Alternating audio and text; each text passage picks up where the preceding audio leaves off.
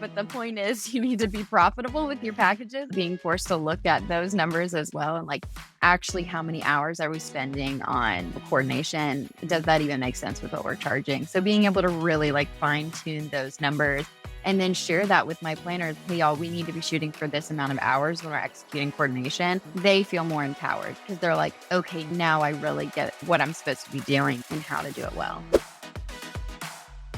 Hey there, CEOs. Welcome to the Wedding Pro CEO podcast. I'm your host, Brandee Gaar, and my mission is to help you, the wedding industry entrepreneur, to build a profitable wedding business that you've always dreamed of.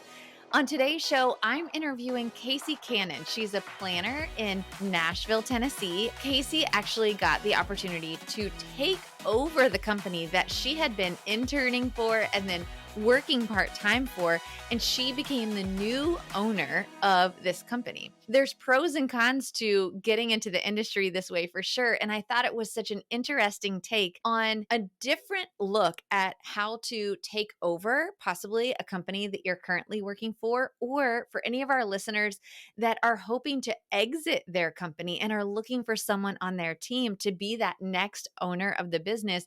This is going to be a great episode for you to listen to. Casey talks about that journey into becoming the owner of EBJ and Company, the way that she's made it her own, and how she's really begun to scale that business.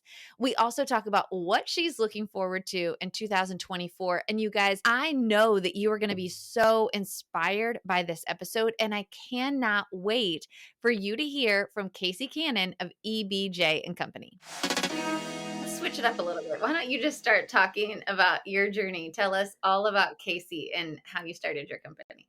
Okay, amazing. I was assisting with a wedding planner who was a close family friend of mine. And really throughout high school, she just needed someone to come help assist her on wedding days. And I was available and interested. And she always liked how I was able to just kind of like jump in and help with whatever was needed. And anyway, I went off to college for photography. Actually, I went to Savannah College of Art and Design and thought I was going to be a photographer and never wanted to shoot weddings, hilariously enough. But anyway, throughout college, when I came back home, I would just continue assisting her and assisted with another wedding planner in college as well. After college, I still tried to be a photographer, but I was better at being a wedding planner. Again, worked with the woman that I assisted with, and she was getting ready to retire. So she basically said, if you move home, you can take over the company. And I was like, oh my gosh, do I even want to do this as a career? But we didn't like where we were living at the time. I was married at this point. And so we moved back home, which is just south of Nashville, Tennessee. And I started working with Janie full time for, it was about 2 years. And then she retired and I took over as owner. And it's been about 4 years since then. So I totally just learned as I went. She was just really great as just pulling me in and telling me what to do and giving me the grace to figure things out so that I could learn really well. And I loved it. And here we are. Oh my gosh. Okay, that was the fastest version of a lot.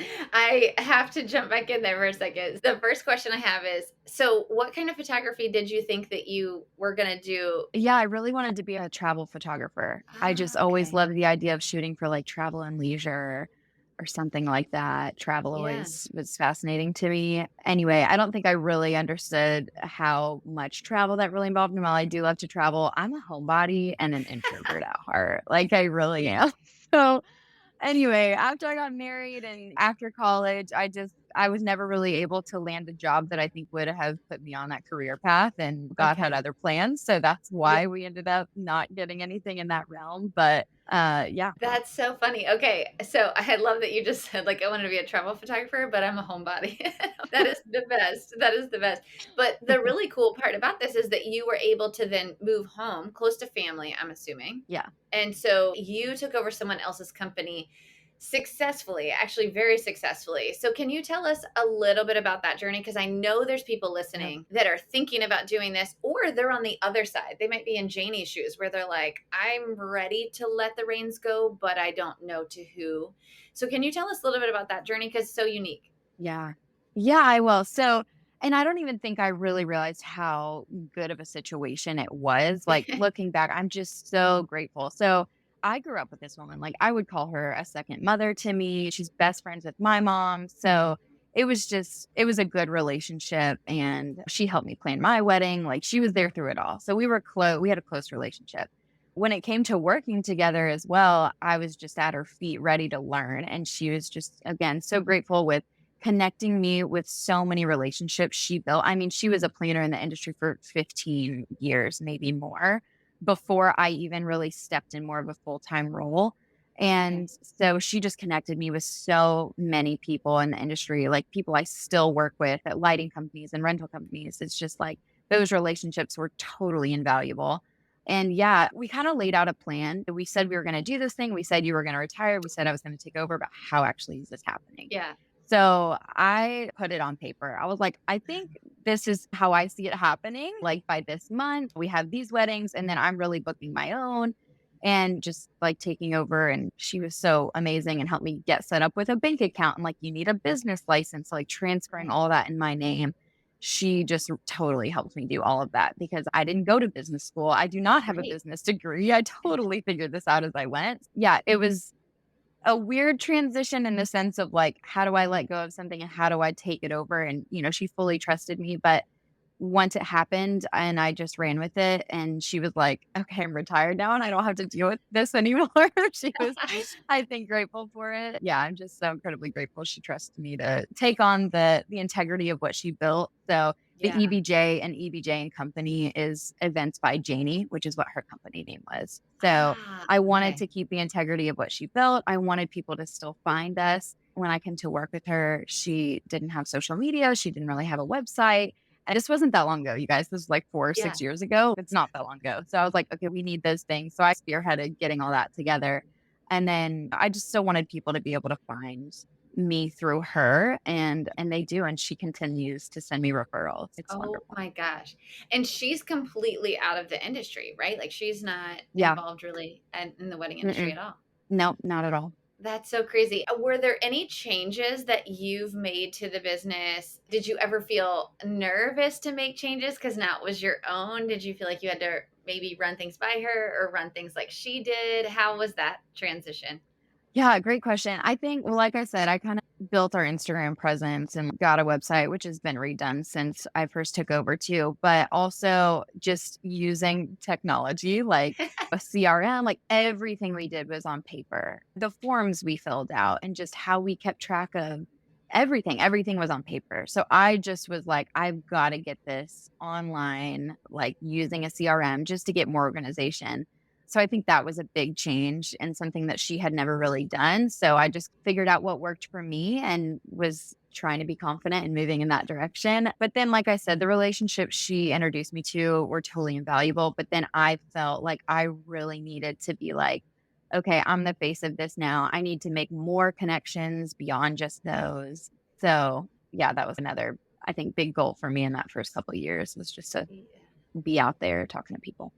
Yeah, making it your own. So you really still had to go through that hustling stage of business. Just because you were kind of handed an established business doesn't mean that you didn't also have to go through that. I mean, establishing those relationships on your own and things like that. What was the biggest benefit to doing it this way versus just starting from scratch on your own? Yeah, I think a lot of it was I had experienced great weddings that I don't know how to even say this. Not that I haven't done like super low budget DIY weddings, but I feel like I got a jump start in that where I could see a higher level of wedding, which is what my Mhm. goal ultimately was to do big productions. And I got to jump in and see that firsthand and help her with those. I think that was a benefit as well. And just again, the connections and the clients that we had together, they ended up referring me later. And then it was just me. So then I was like, Yes. okay, like this is how you continue it and keep that going. Yeah. It's interesting because I've had lots of people on the show. I always love talking about people's kind of entry into the industry. And so often I hear people say, I was an event planner for someone else, or I was a corporate event planner. Like, you know what you're doing. But when you start your company, you have no portfolio. It's not like you can go Yeah. use images from the past company that you're working for. You So can't true. use their weddings. And so for you, you were able to really have referrals, reviews, a portfolio, like people who knew the reputation of the company. So I love that you said that, because it really did start you just at a different level, because you weren't For having to sure. like scrap together a portfolio, right? To be able to start Mhm. booking these high end clients. Yeah, absolutely. I used images from the weddings, even weddings I wasn't really involved in. And especially during those 2 years that I was working with her while she was still involved, just Yeah. pushing out those images on our Instagram and just talking about it. So, yeah, that was a huge benefit. Yes. Okay. So you changed the name, or shortened the name, I guess. That was part of that rebrand to making it your own, right? And you added, is it and company or EBJ? Tell us the exact EBJ name. and Company. Yep, And company. EBJ and Okay. Company. Yeah, and she was really had a hand in helping me figure out what that name was gonna be. We met with another woman who was like, "Even now, like, y'all are about to change the name, just start saying EBJ. Just start, like, Mm, using that with your clients, just, like, on your posting and everything like that." It's like how you talk about stop saying "I," start saying "we." And yep. so we did that even before I took over as owner, because I knew that I didn't just want it to be me when I took Yeah. over and really started this business over.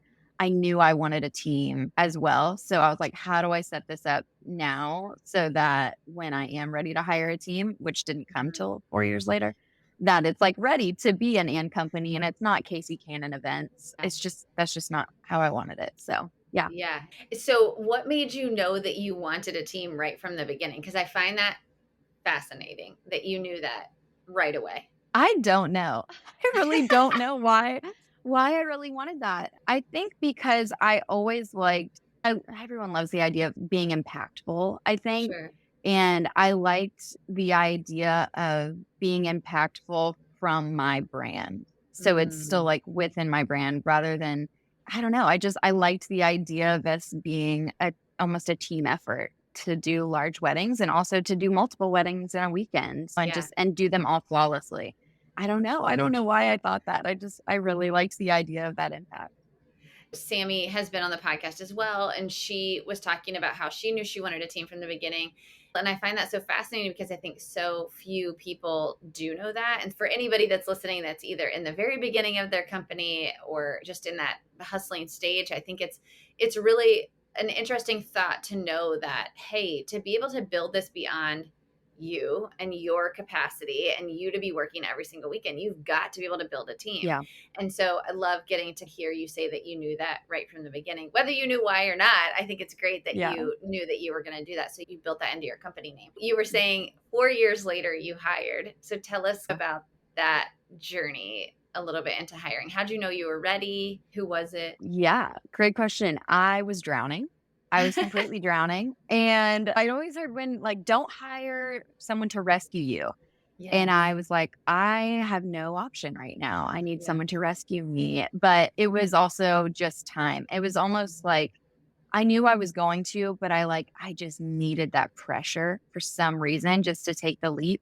Yeah, it was last I had some interns and another girl worked maybe part-time for me, maybe not even that much a week, but it was helpful. And then I got to the point last April where I was like, I'm ready to hire another like lead planner. Like I need not really to duplicate myself, but like I need them to take on weddings and not just help me with my own work. I am so grateful for, again, my network and just people that know me. I just put it on Instagram and I was like, I'm hiring. I interviewed a few people, but it was another planner that was like, hey, I have an amazing girl for you. And I interviewed her and she was fabulous. Presley, is still working for me. I feel like totally lucky because we just like mesh so well and she just gets it and yeah, I don't feel like that's everyone's first hire, but Sure. it worked out beautifully. So I'm very grateful. And I now have another girl, Anna Claire, that works for me as well. And yeah, we're going to build her up to be full time as well. So again, learning as we go, but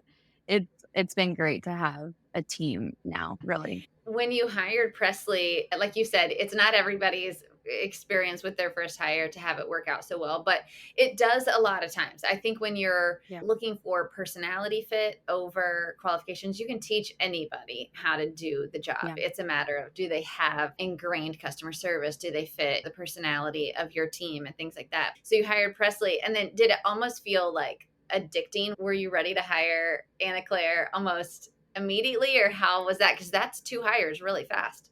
It is really fast. Yeah, it was like just over a year, really, no, just under a year that I hired Anna Claire. I think it was addicting, and it got to the point where, you know, I realized the capacity in which we Hmm. could take on grew when I hired Presley. And so everyone's, "Oh, how many weddings do you do in a year?" And I'm like, "I'm figuring that out again because now there's Right. 2 of us."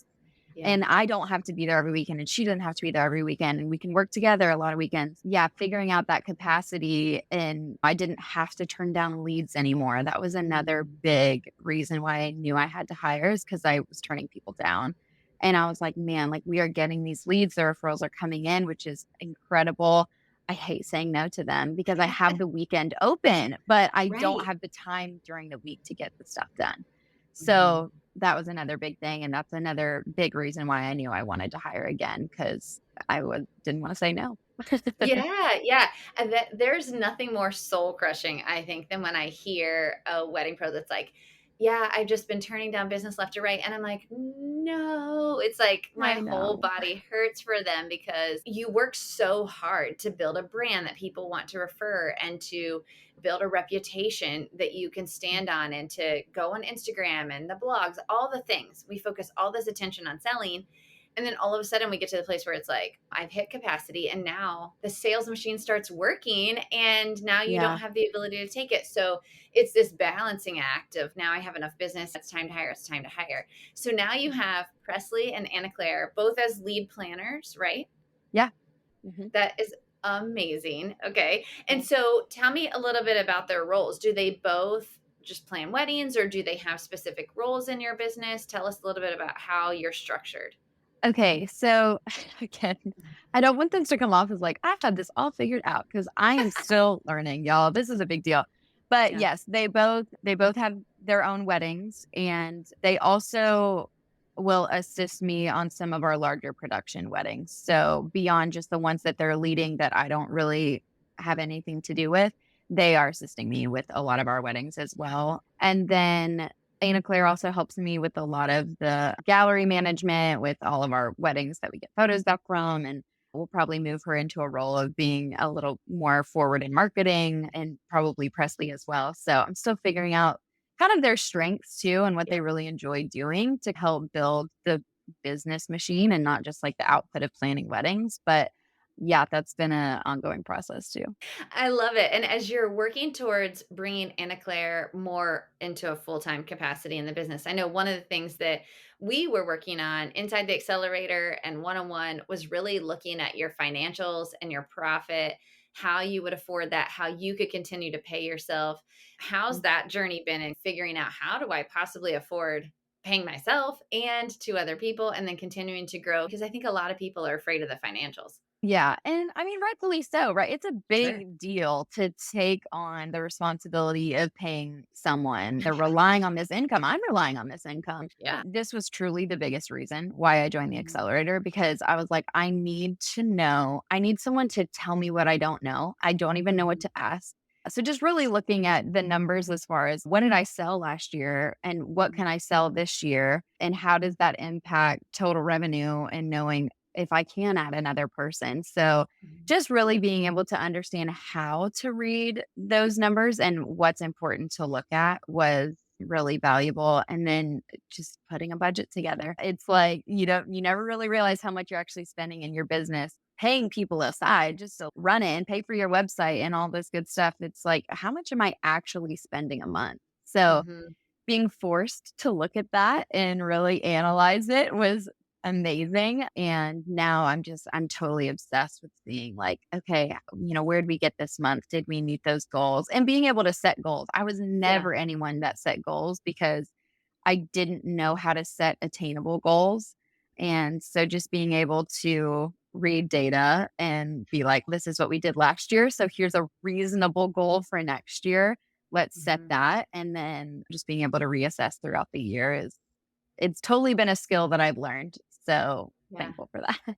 I think it's been really fun to do it with you because I've loved watching how excited you get about your numbers now, which I do think is people come in to work either in the accelerator or one-on-one and it's so overwhelming. And I think a lot of times it's if I just bury my head to it, then the bills get paid somehow every month. But there's this fear of unknown because you don't know how to forecast. You don't know if you can actually pay somebody. You don't know how much you can pay yourself. And I think there's also this fear of like you're growing, growing, growing, and you know you are, but you don't know Mhm. how by how much. And then when you start really looking at the numbers as a whole, you're like, there's no way I can do that amount of revenue next year. Yeah.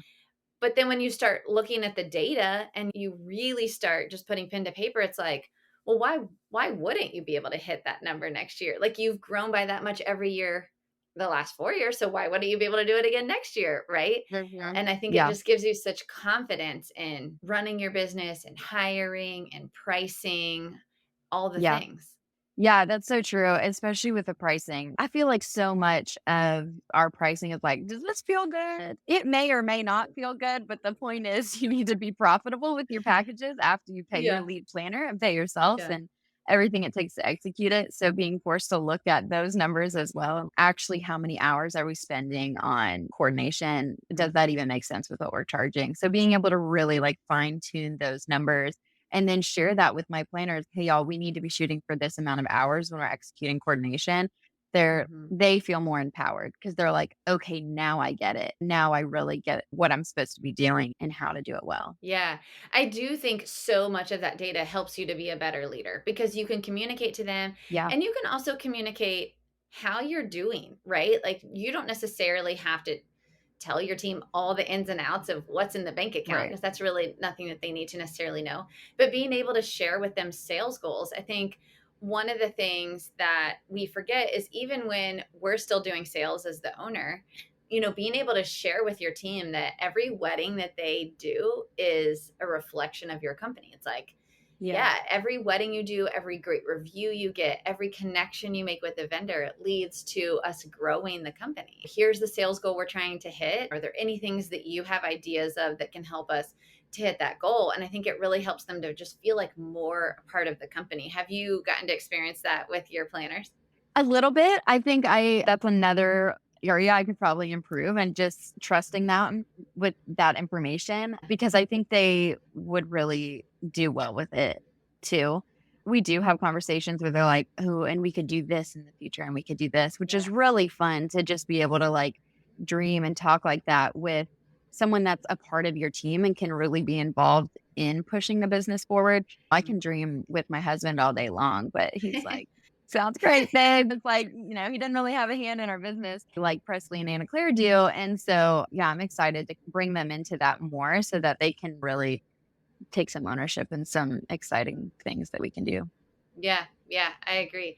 And so I would love to know, Casey, when you joined the accelerator, what made you decide to join? Where did you feel like you were in your business that you were like, yeah, I need help?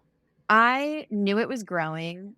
I knew that I was like on this path that I wanted to be on with it growing and bringing in more revenue. And I had one team member. But it was almost like this snowball that I was like, "I don't really know how to handle this." Yep. And, the bills are getting paid, but what actually am I doing? And I'm afraid that can I make payroll?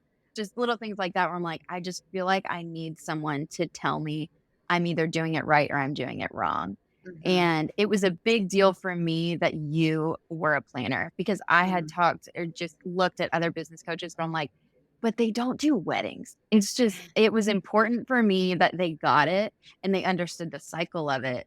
And so that was just a huge reason as well. But yeah, I Yeah. think a lot of it was just the financials and understanding that. But then also, okay, how do we keep the longevity of this business and so I don't get burned out, but also so the business can live beyond me? That was, I think, another big reason why I wanted a team. I just wanted to be able to be present with my family and not have to worry about the business. And hearing from your story, that was another big reason why I knew it was going to be valuable for me to learn. from you. It really has been so fun to watch you grow inside the accelerator. And I'd love to know, have you thought yet about what that next stage looks like for you? Have you thought about what 2024 looks like for EBJ and maybe what kind of ventures you guys are looking to do next year? Yeah, a little bit. I think a big thing right now, especially as I'm booking for 2024, is limiting the number of weddings I'm doing and really Mm, being specific about what weddings I take on personally, and then really empower my team to cover everything else amazingly. mhm. So our Yeah. clients feel totally trusting in them and taken care of so that I can really be more in the business and run the business rather than planning weddings all the time, which I really love. For me, it'll be finding that balance between planning some amazing weddings, but really seeing the importance of being on the business side. And because if I'm not doing that, there will be no business Mhm. to serve anyone. Yeah, that balance is where I'm looking forward. I love hearing you say that you're really looking at keeping your wedding load lower and that you have found that you love running the business. I think so many times we get into our businesses because it's like, yeah, I love planning or I love being a DJ or I love photography. And you have no idea how to run a business. But I do think Mhm. once you have the tools to run your business, it's almost addicting because you're like, It is. now I just Yeah. want to be in the business side all the time, right? Yeah. No, it is. It really is addicting. I don't think I really expected that. I just thought, okay, I'm going to come in here and figure out how to do this a little bit better so I can plan more weddings in a great way. But now it's like, oh, wait, this is fun too. So I love Yeah. being able to just empower my team, help support them. I'm really loving that part about it too. Oh my gosh, it's so good. And I can't wait to see you really take on that role as the CEO and then also start dreaming about what that next revenue stream looks like for Yes. EBJ, whether that's corporate events or is starting a new market or whatever that Mhm. looks like for you guys. I'm excited to hear where this time next year you're dreaming and Yeah. setting goals for next year. But Casey, this has been so fun. If somebody was on the fence, they're where you were, 6 months ago, and they're like, I don't know, like, am I really going to get what I need from this program? What would you tell them about joining the accelerator? I would say do it 1,000%. But on the second hand, it's all about what you put in. So Mm, when I joined, I was like, you know what? It's all up to me. Like if we can join. I mean, how many education whatevers have we bought? And they're all great. But I was like, this is a turning point and it's all up to me to put my head down and do the work. Like I can be an education junkie sometimes. And then it's just, you know what? I got to put it on pause and I got to do the work. And I think that was what really helped turn my mindset around from a few months ago and just really reading through, going through everything that you have in the accelerator and then just like putting it into practice. It's so cool to be like, okay, yes, that made a difference. So just like canceling everything else out and just like, just do the work because you know what you need to do. So just do mhm. it. I had no idea that's what your answer was going to be. We did not talk about that ahead of time, but I will No, tell you, 1,000% no. it's like my number one. I just want to shout from the rooftops. Whatever program you join, be all in on it because Yeah. you're 100% right. It is up to you. The program can be amazing and give you all the tools, but if you don't actually use the tools, it's not a magic pill. And Mhm. watching you come in and you were like, I'm going to do the 101 and I'm going to get with Brandee. We're going to set a plan. I'm going to understand this. And you come to the calls and you're eager and you have the questions and you know what you want from it. That's the greatest joy for me is being able to see you really take it and run with it. And so I love that you said that when somebody joins any program, I think that you should be 100% committed to that program and really shut out all the other voices for the duration of that time, which is why we try to keep it to that 6 months. Okay, in 6 months, this is what you're going to accomplish if you do Yeah. the work. And so it's just been really fun to get to see that such a big change come in your company. So thank you so Yeah. much for being part of it. It's exciting. Yeah. So, Casey, if anybody wanted to follow along and see a little bit more about the weddings you guys do, your team, where can they follow along with EBJ? Yeah. It's EBJ and Company on Instagram, Facebook, and yeah, DM me if you want to. I'm always here to chat. It'll be so much fun. I love it. Make sure, DM Casey and tell her that you heard her on the podcast. Say hi, give her some encouragement, and tell her that you love this episode. Casey, thank Yeah. you so much for being here. This was great. Yeah. Thank you so much.